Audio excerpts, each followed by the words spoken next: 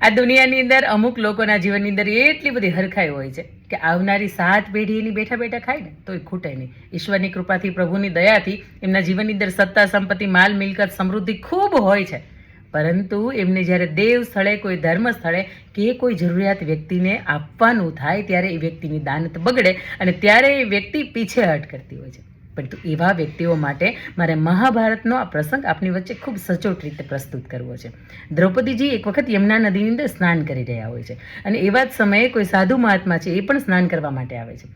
સાધુ મહાત્મા પાસે 2 લંગોટ હોય છે, એક એમણે પહેરેલી હોય છે અને બીજી એ લઈને જતા હોય તો પવનના ઝોકાના માધ્યમથી એ લંગોટ છે એમના હાથમાંથી ઉડીને દૂર જતી રહે છે. એ ભીની થઈ જાય છે, એને પકડી ન શકાય એટલી બધી દૂર જતી રહે છે અને પોતે પહેરેલી જે લંગોટ છે એ ફાટી જાય છે. પોતાનું અંગ ઢાંકવા માટે, એ બચવા માટે એક ઝૂંપડી, એક ઝાડી હોય એમના આડા સંતાઈ જાય છે અને આ ઘટના દ્રૌપદીજીના ધ્યાને આવે છે. એટલે દ્રૌપદીજી પોતાની જે સાડી હોય છે એમાંથી 2 કટકા કરે છે. એક સાડી પોતે અડધી ઓઢે છે અને એક સાડી કોઈના માધ્યમથી ત્યાં મોકલાવે છે અને એ મહાત્માને કેવડાવે છે કે આમાંથી તમારી 2 લંગોટ કરજો, તમારું અંગ એ ઢંકાઈ જશે.